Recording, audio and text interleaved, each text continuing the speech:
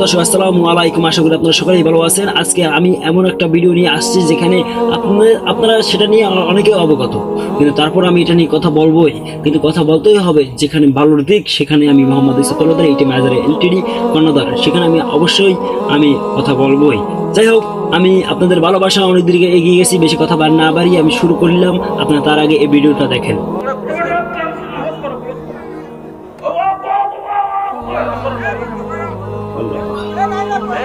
এই তো কি জন্য একটু সমস্যা হয়েছে।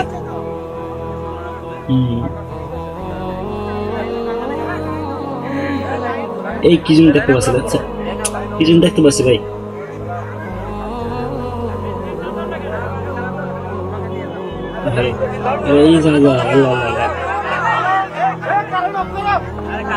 প্রাণ পাখিটা উড়ে গেল সেই আল্লাহর কাছে।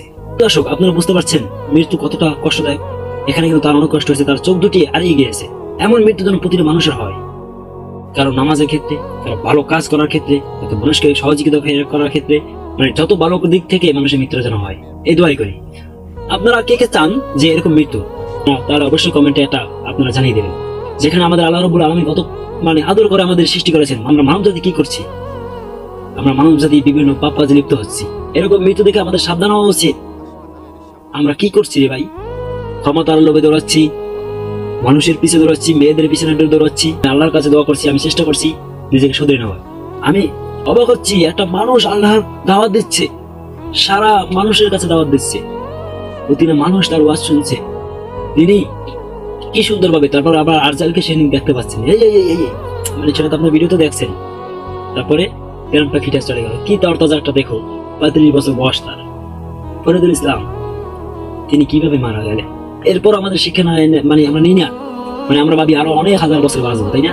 না, কখনো পসিবল নয়। আমরা হাজার বছর বাঁচবো না, আমরা আজ মরতে পারি, আমরা 1 সেকেন্ডের ভিতরে মরতে পারি। আমি ভিডিও করতেছি, আমি এই ভিতরে মারা যেতে পারি। সুতরাং আমাদের শুধরে যেতে হবে। আমরা যতটা সম্ভব আল্লাহর কাছে আমাদের তওবা করতে হবে, নামাজ পড়তে হবে এবং দিনের কাজ করতে হবে। যে ধর্মের হন সেই ধর্ম পালন করবেন।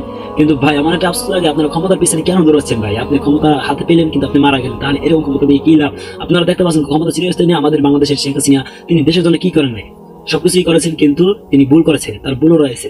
কিন্তু তাই সেই ক্ষমতা হাতে পারলো, কিন্তু পারে নাই, পারবেও না। এরকম যে আসুক কেউ পারবে না ভাই, কেউ পারবে না। জামাত আসুক, বিএনপি আসুক, যে আসুক, কেউ পারবে না ক্ষমতা থাকতে।